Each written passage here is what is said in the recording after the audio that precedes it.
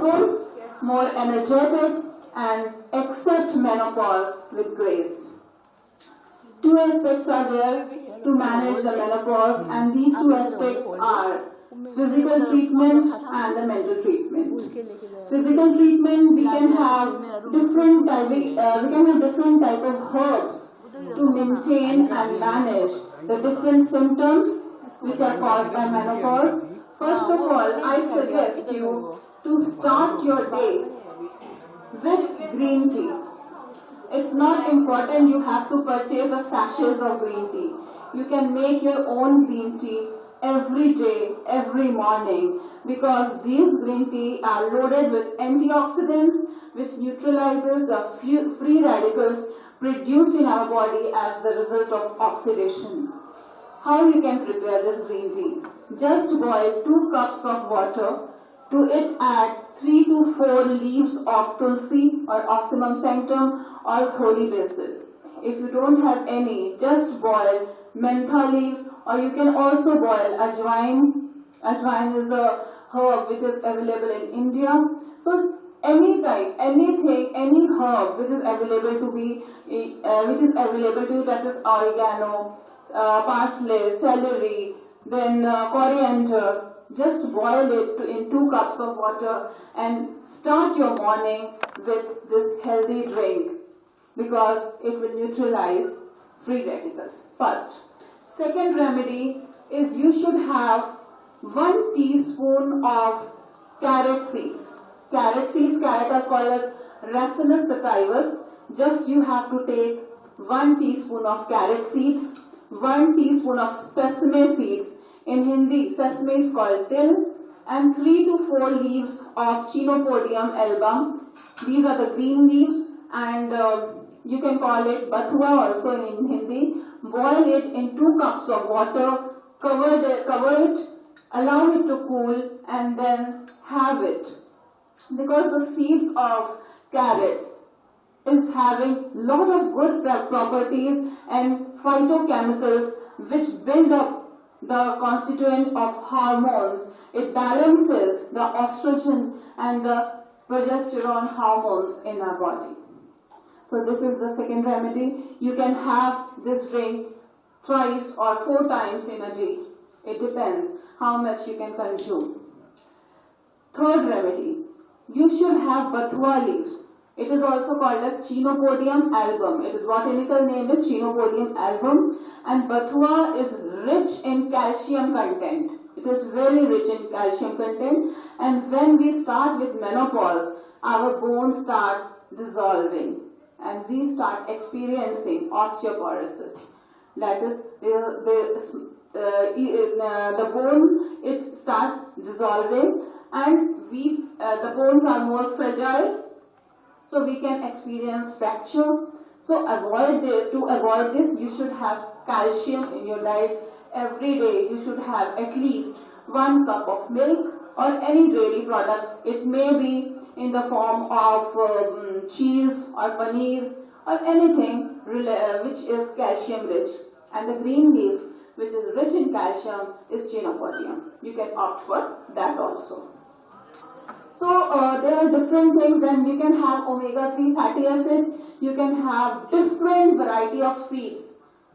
The lovely seeds which we can have is flax seeds, because it is enriched with omega-3 fatty acids.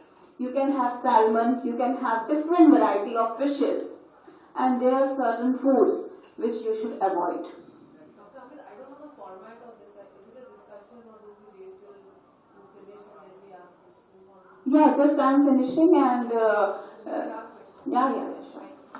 So, and what are the foods which we should avoid?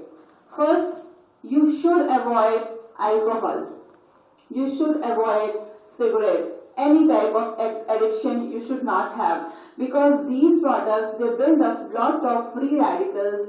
They oxidize in your body, and if these are not nullified, it builds up, it aggravates the hormonal imbalance inside the body. Second, you should avoid much spicy food.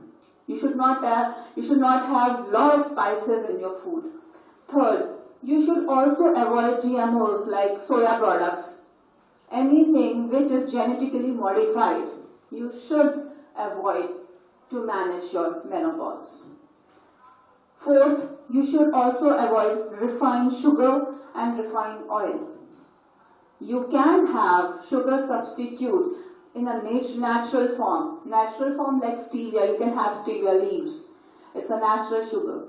But you should avoid refined sugar. You can also have shakkar, you can have jaggery, you can have honey, but it's my very strong recommendation to avoid sugar because refined sugar, it increases the yeast or the candida present in our intestine, which increases the inflammation of reproductive organs in the females. Hence, this is the reason why I am saying to avoid refined sugars. This is about what you should eat, what you should avoid, and above all, you should manage it here mentally. Because being happy is the key to everything. Avoid stress, go for a walk, adopt some hobby, adopt yoga, or whatever makes you happy, you do it.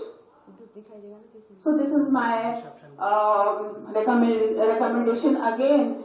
You should be happy, joyful, very positive, and take menopause as a transformation, not as a frustration of your sex life.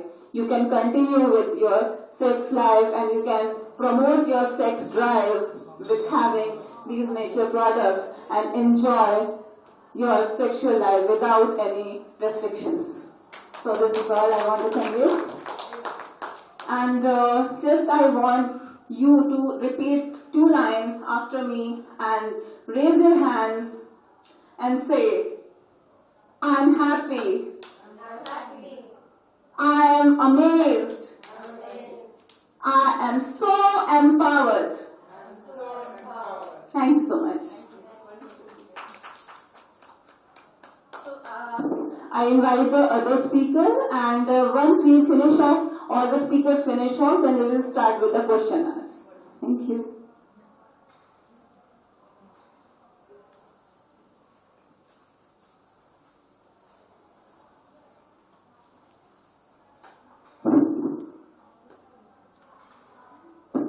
Hi, I'm Dr. Adeze Ore. I'm from Nigeria and I'm a family and community physician. I practice in Nigeria and West Africa.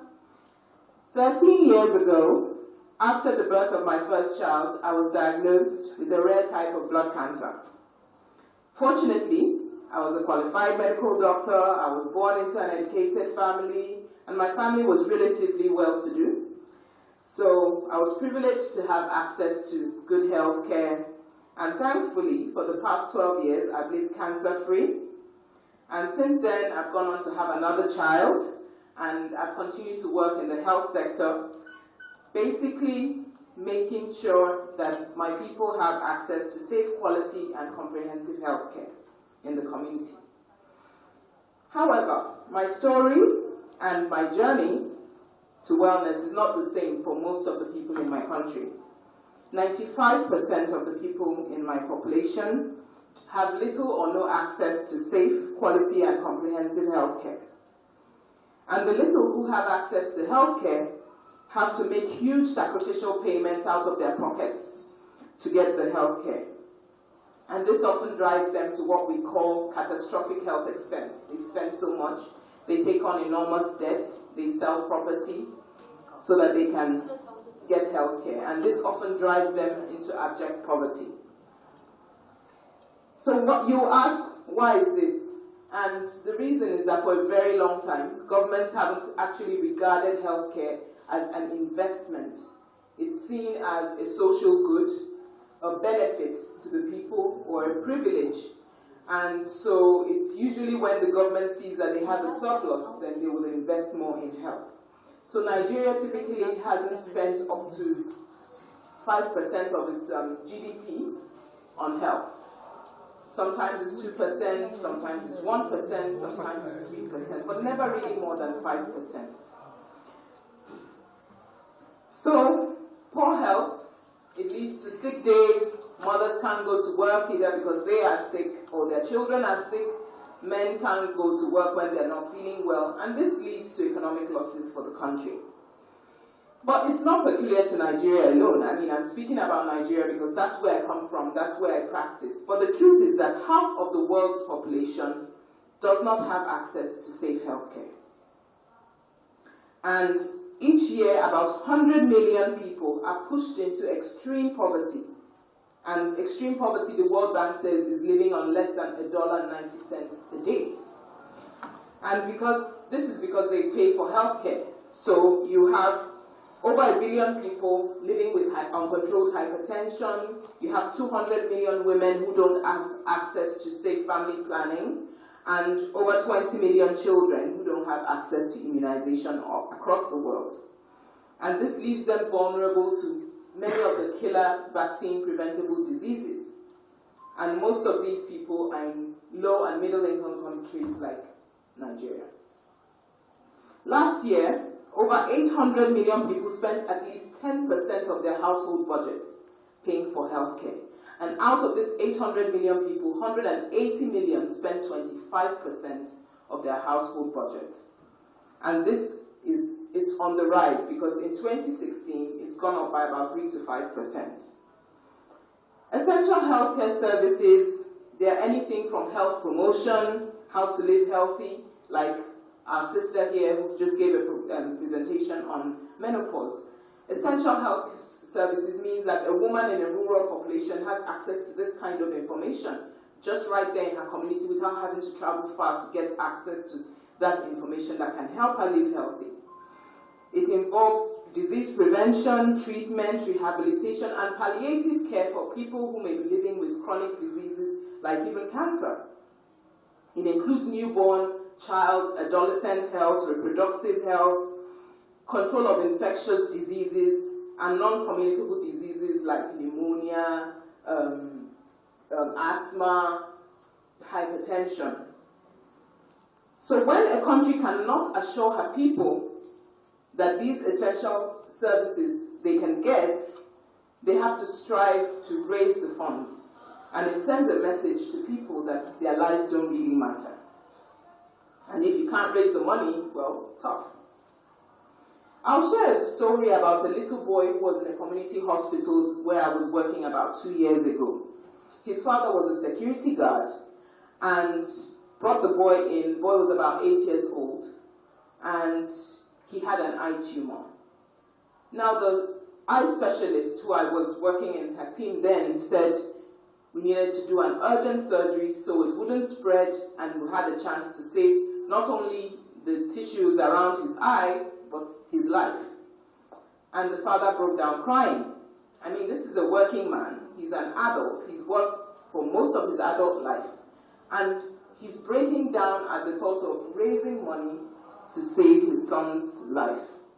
And the bill, because this was a community hospital and it was heavily subsidized, was about $80. He asked for the opportunity to go and raise the money and come back. And after about 2 days, he came back with about $20, $25. So as a team, we pulled together funds and we paid for his health care, for his son's surgery. And he had the surgery, he did well, and then they went home. About 6 months later, we were trying to follow up, and it turns out that this boy had died. And he died because his father said he suddenly started having a cough about 5 months later. He had an infection, and he thought if he goes to the hospital, he may be asked to pay some money. And he didn't want to burden us, the doctors, who had raised money to pay for him then. So he went to like a roadside, people who just sell medication, and oftentimes they're not licensed, they're not really trained, they're just doing a business. And he got some drugs, he gave his son, and he got worse, and within 5 days, he had died. So you see, the thing is, universal health coverage is not just about being able to access health. It's also about being able to afford health. And one of the most common forms of payments, which we've discussed now, is people bringing money out of their pockets. And like I said, it often pushes people into poverty and worsens poverty for people who are already poor. So once we have universal health coverage, it has the tendency to protect people from financial risk. At least there's something else. They're just making a minimum payment and they can get access to health. As a family and community health physician, time and time again, I've seen so many families like this story I've shared with you, who have been broken down by the weight of a diagnosis. And many times, it's not the disease itself that's weighing them down. It's the thought that they don't have money to pay for the care, to pay for the treatment that they may need. And this has been one of the greatest catastrophes of our time all over the world, that more than 97% of the 190 million people in my country and more than 50% of the people all over the world have no access to essential healthcare services. And the benefits of universal health coverage are so vast. You have positive effects for the society. People are healthier. There's access to education. Children, when they're well, they can go to school and they have that opportunity to contribute positively to society when they grow older. So for families, they save on spending money on healthcare and can then invest in small businesses that can drive them out of poverty and help empower even women. So you can see gender equality is also something that can come out of universal health coverage. Our priorities have to shift from constantly building more and more large-scale, highly technological hospitals, at least in low and middle-income countries like mine, and try to strengthen the primary care community centers that are there available in the rural areas where people can walk in and get immunization services, family planning services, access to health promotion, information, and education. It will help to stop malnutrition. And it's also at this community level that issues like early child marriage, female genital mutilation, they can be addressed from that level, not at the high, big hospital level. It's usually at the community level. That's where these things can be addressed. And also, if the community hospitals or community centers are strengthened, then that's where you can see robust health systems that can easily identify disease outbreaks and prevent epidemics like cholera, like measles, polio. Like in my country, we're still battling with polio to eradicate polio. And Lassa fever, yellow fever, and even Ebola, as we saw in West Africa recently. So strengthening the health system at this most basic level will then naturally allow those advanced level hospitals to basically focus on their advanced level research and then develop innovations and technological advancements that can take us to new frontiers of medical and surgical practice. At the Kibeya Care Foundation, working with the Society of Family Physicians in Nigeria, we are constantly educating our patients in the communities on their rights to safe, accessible, and affordable healthcare services at the primary care level, while we also advocate to government and stakeholders about the need to increase funding and provide universal coverage for our people.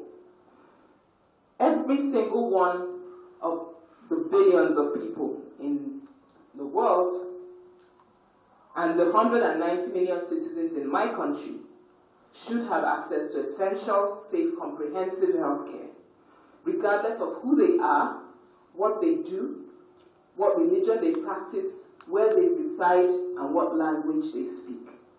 Poverty alleviation, improved nutrition, education, economic growth, and job creation, gender equality, and peaceful, inclusive societies are very, very possible outcomes of getting our health priorities right and pushing for universal health coverage. To protect the health of ourselves and generations to come, one of our key priorities should be to push in any way we can, lend our voices to universal health coverage. Thank you.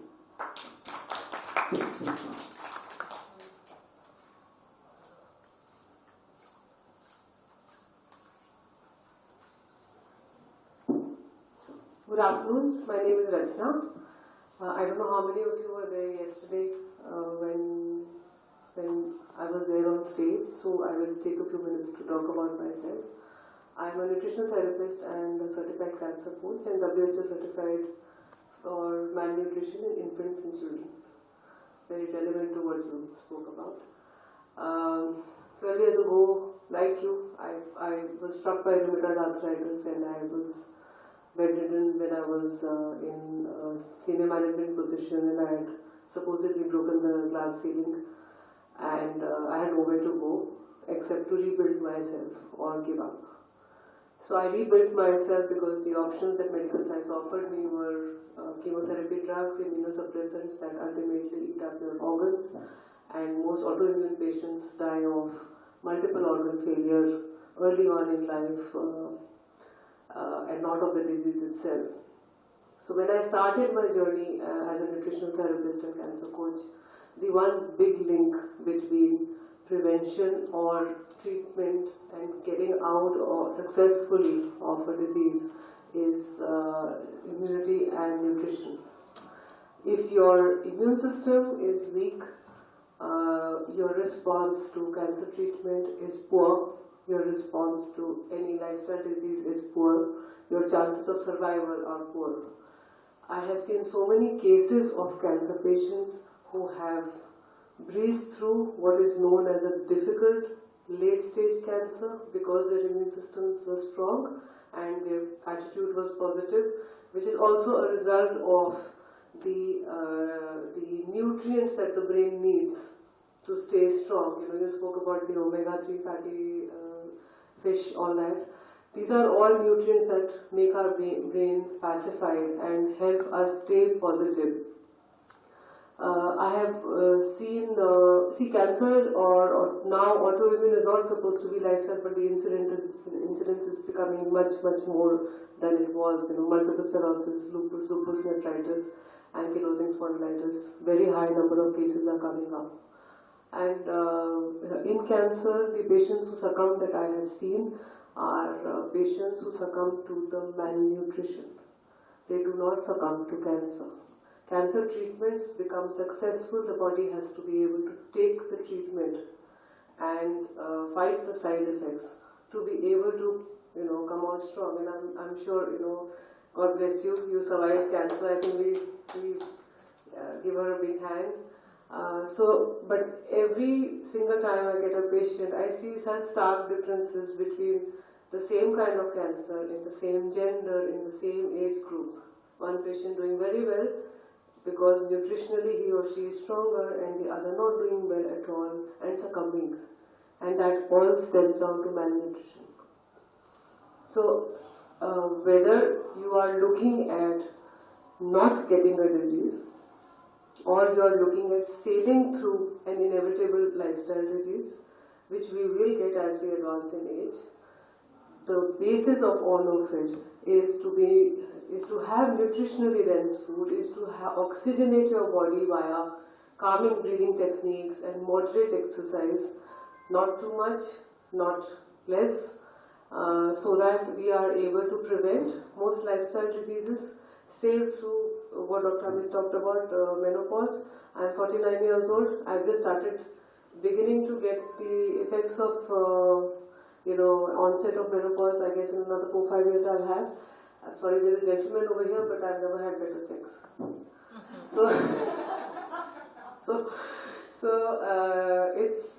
It's a myth that it affects your sex life. You just have to be very healthy in terms of your habits.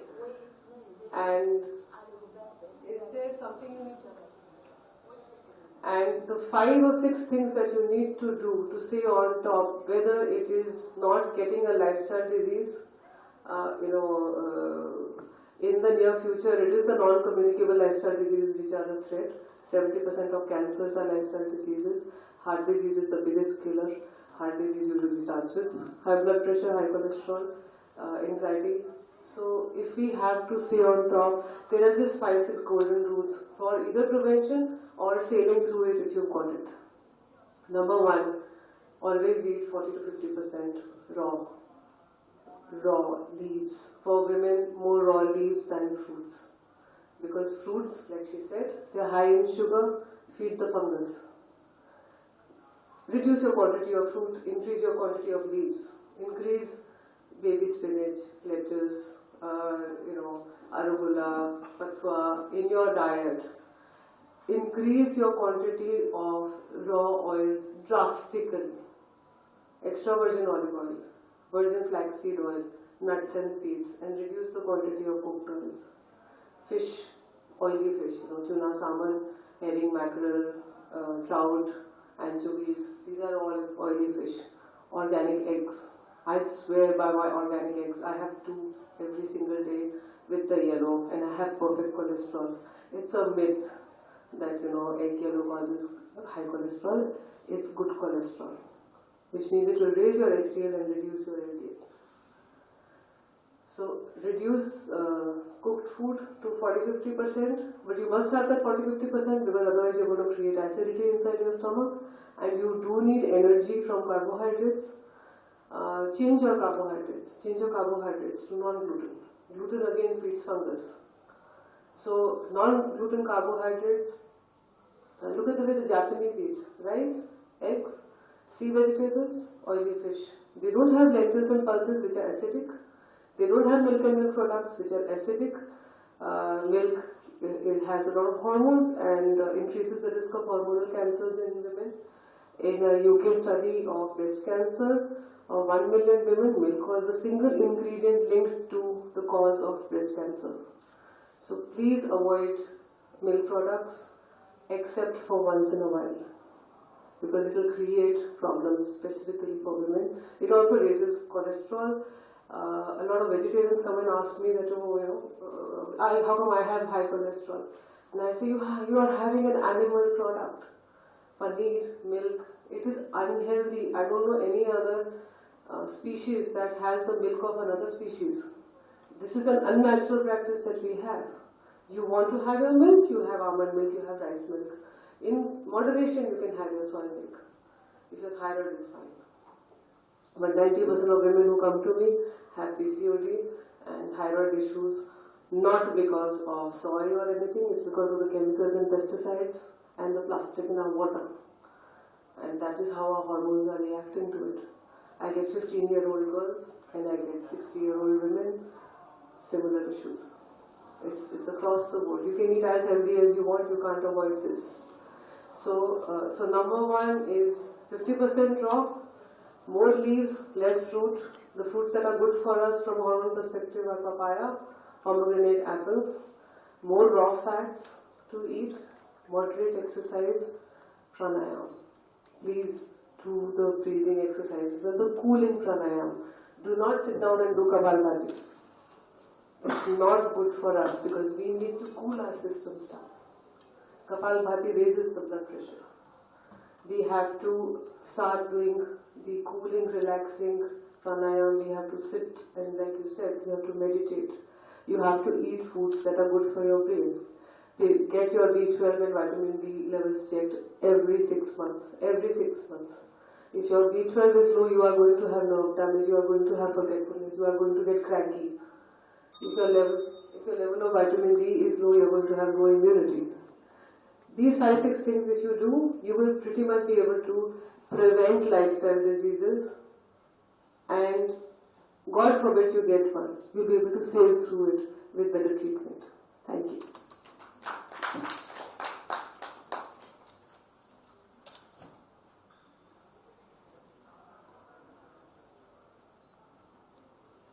I am Anshu Agarwal. This is such a pertinent topic and relevant to today's world that I'm excited to be talking about this. As Dr. Adez and Dr. Ambedkar Rachna said, prevention, research and treatment is for primary health care in all the countries, developing countries like India and Nigeria, is very important, and the government has not looked after it well. Yes. So even though the Indian government has given some subsidies to the government hospitals, but they don't function that well. If you go to a government hospital, there aren't any doctors. So healthcare is such a basic necessity for everyone. In fact, healthcare should be made one of the bases of the Maslow's triangle, because food and shelter is important, but if there is no healthcare, where is the life? So I have not been involved in prevention as much as research and treatment. My PhD work and postdoctoral studies in US were geared towards drug discovery. And I worked at P&G Pharmaceuticals in Cincinnati, and I was in the osteoporosis division, where I was in the team that was doing research on alendronate and risedronate, which are bisphosphonates for osteoporosis. And the drug was successfully launched in 1998 under the name of Fosamax, and it's still prescribed by the doctors. Later I moved to University of Connecticut Health Center, where I was in the Cancer Research Division. At that time, in 1999, angiostatin was made popular by Judah Folkman's lab in Boston University. And I used angiostatin in nude skin mice to show that it does inhibit primary tumor and metastasis in ER-negative breast cancer. So, I have been doing research work in the US. In 2004, I moved back to India. And since so I was here at Gangaram Hospital setting up their cancer research lab. And at that time, I realized that research is important, but prescribing and treating the disease is more important. So we have so many medicines, but how are they prescribed to the general population? So in our country, a substantial population lives in remote rural areas where the doctors don't reach as often as they should. And even simple ailment turns into serious disease as time passes by. So I thought to myself, what if I can provide a number on everybody's speed dial or an app that can address remote location ailments? So, and treat people in remote locations regardless of social and financial standing.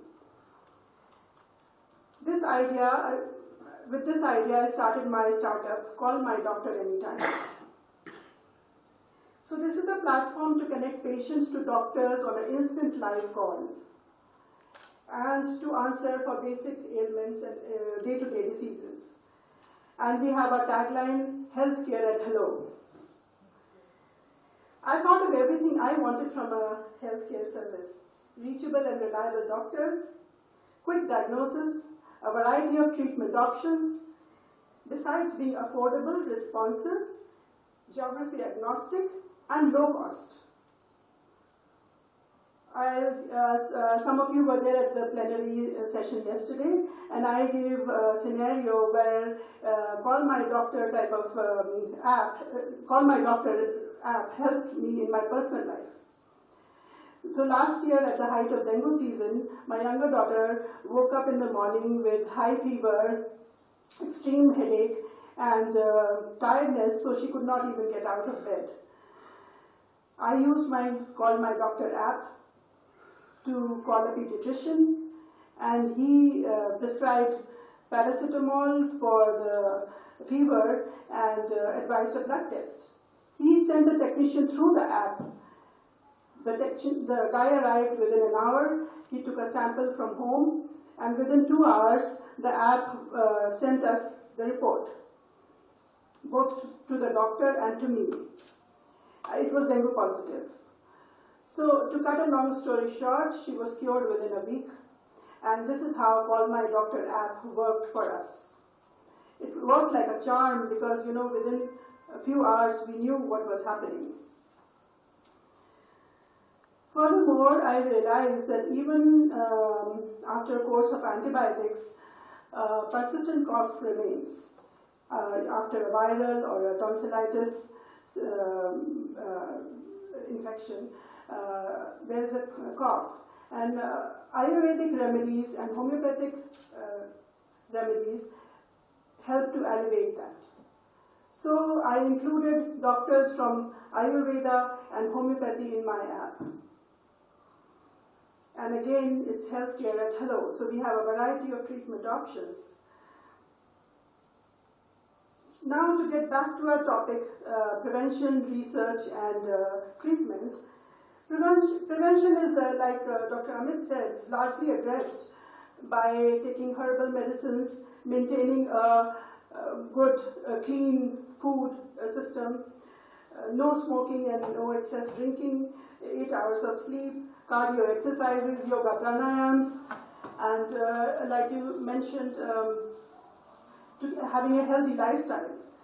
But some diseases like cancer strike without warning. What do you do then? So a lot more research is required to understand such diseases. But these, in India, our Ayurvedic system, which is evidence-based instead of being diagnostic.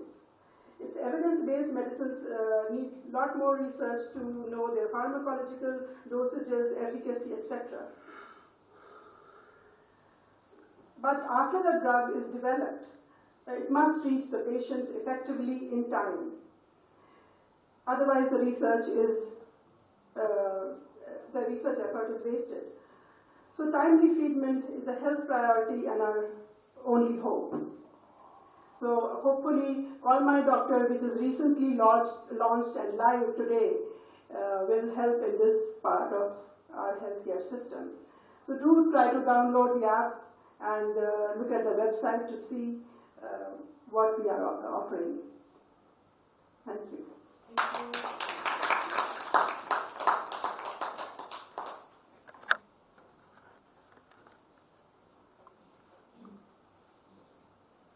So, do you all have questions to ask? Do we have speakers there? First, you are.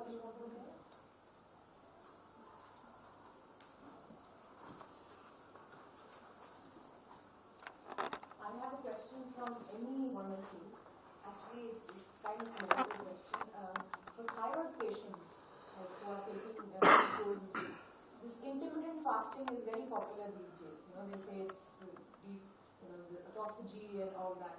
But people who are taking high dosages, do you recommend that we do this, or it's because it may? There's some people say it causes hormonal imbalances and all. Can I take that? Because I treat it. So when I was diagnosed with rheumatoid arthritis, hypothyroidism and Hashimoto's are hand in hand. So I actually had 2 autoimmune conditions in one. And like I said, 90% of the women who come to me have hypothyroidism. I've got their dosages down from 125 mcg to 25 mcg over a period of a year. But I tell them to speak to the endocrinologist to completely make it zero, because low dosages actually are better, and it's not really a medicine, it's a synthetic form of the same hormone that the thyroid releases. The thing about intermittent fasting that you asked was, where we all end up forgetting is that we all have to draw a balance in our bodies. There is a fad. There was, if you remember, a fad for coconut oil in the US. I had so many cases of high cholesterol that came to me because of that. Then there is this intermittent fasting. If you're eating your dinner at 7:38, which is the healthy way to eat for a woman, and you're eating your breakfast at 9 a.m. the next morning, you fasted for 13 hours. That's the best way to cleanse and detox your body, rather than do these extreme fasts that a lot of celebrities are doing today, posting saying they have benefits. But please understand, their lifestyles are not our lifestyles. They sleep less, their sleep cycles are messed up. So do it as per your own body's balance. Eat 20 to 30% less even in a regular meal, and then finish off your dinner by 7:30 to 8, so that your 13-hour cycle is there. Sure, you have to add. Thank you, Rachna. That was great. I also just want to add that the intermittent fasting, because thyroid disorders also, it's a chronic illness, and it predisposes already to ulcers and inflammation of the stomach and the intestine. So with that intermittent fasting that you're doing sporadically during the day, you're increasing the tendency of having ulcers and also increasing the risk for stomach cancer as well. So it's better, like Rachna said, that if you have a dinner latest 7:30, and then till morning, I mean, that's a fasting. And then already, that's a natural fasting period that your body understands, and so there's no buildup of acidity by that time. I mean, for me, I also have high acidity normally. But then I find that when I eat at 7:30 latest, and maybe about 10 p.m. I'm hungry, if I eat then, I'll have acidity, definitely. But if I leave it, I'll be fine by morning. So it's just something, that 7:30 is good. By morning, you're great. And then if you do that intermittent fasting, you're increasing the risk of having ulcers, and that's already complicating the thyroid disorder. A good thing for the thyroid disorder is if you start taking, there are these sea vegetable capsules, either kelp or, and the dosage is written on spirulina is different. That is in addition. Kelp is specifically for two things. It will make your thyroid healthier, and it reduces the effects of radiation from the laptop, phone, Wi-Fi's. So it actually works very well for women with a thyroid issue.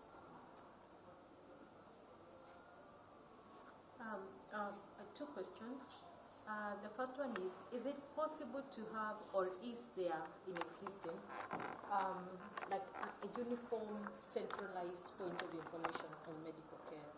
Because my concern is we get information that's very contradictory in different contexts. So you will see one doctor and they will advise one thing. And my mother suffered from rheumatoid arthritis for 27 years.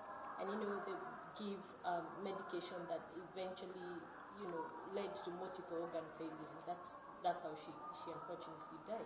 And I wonder, isn't there, a way that there can be a centralized way?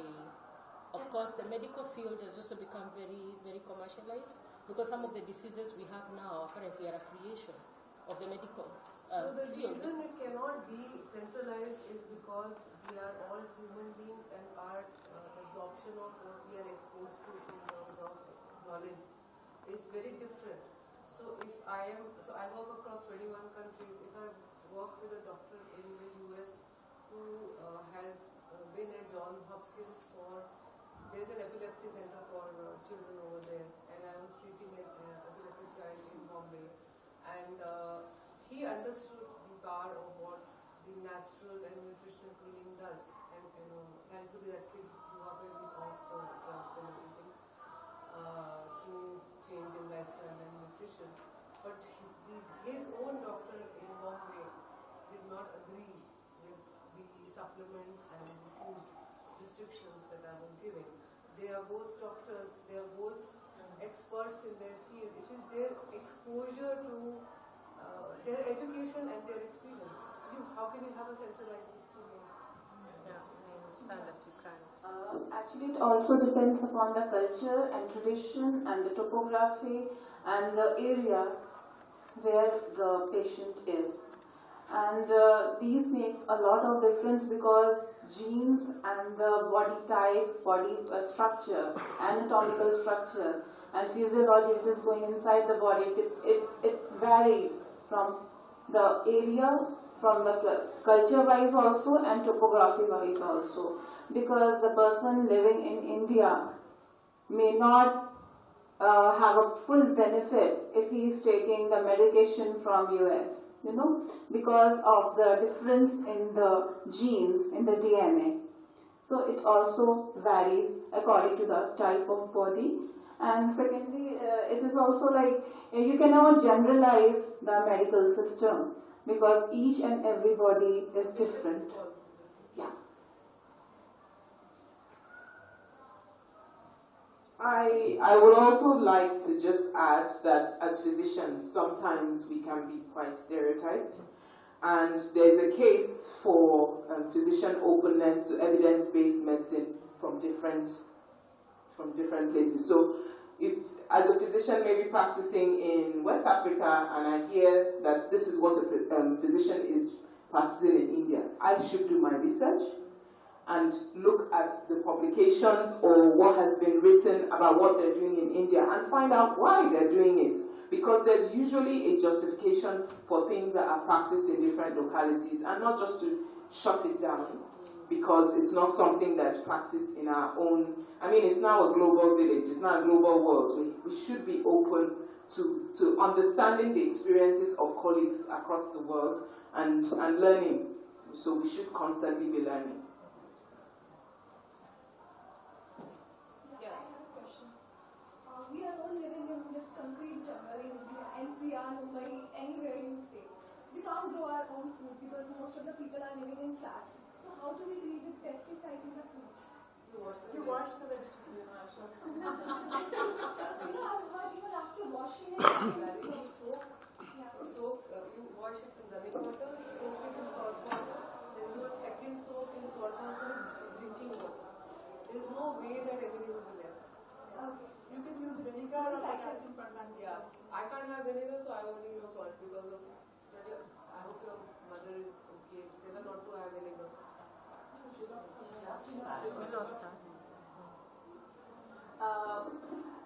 We can shift, like I am the promoter of agriculture, organic farming and natural farming.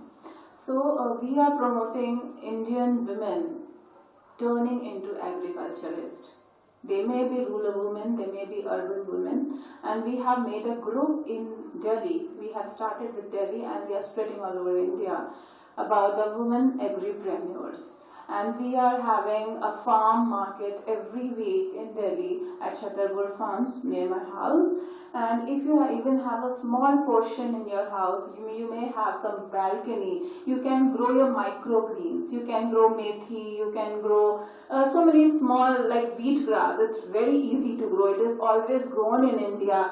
In Navratri time, you must be placing few seeds of wheat in a thin layer of soil and the sprouts coming out. This is what wheat grass is, and it is enriched with a lot of antioxidants, and I truly recommend this.